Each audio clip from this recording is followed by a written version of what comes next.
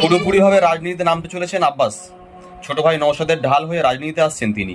এই মন্তব্যের কড়া সমালোচনা করেছেন শওকত মোল্লা। পারিবারিকভাবে আপনি এই সিদ্ধান্তের সঙ্গে নাকি দলগতভাবে আপনি শওকত মোল্লার সাথে? আমি দলগত মমতা বন্দ্যোপাধ্যায়ের পক্ষে, আমি অভিষেক ব্যানার্জির পক্ষে।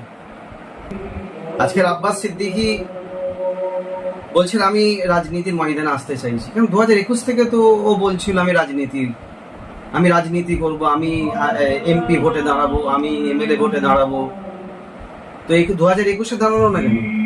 যে জায়গায় দাঁড়াবে সেই জায়গায় হারবে, 110% হারবে হারবে হারবে।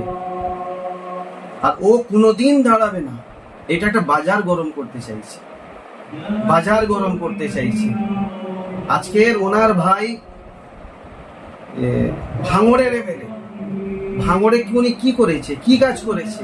একটা কাজ একবার দেখাক তো ঘুরে। ও ভাঙড়ের পাড়ায় গ্রামে ঘুরবে, আমার মিডিয়া যাবে, ওকে দেখাতে হবে যে আমি কি কাজ করেছি।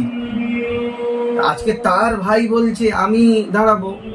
এটা টোটাল বাজার গরম করতে চাইছে, টোটাল বাজার গরম করবে।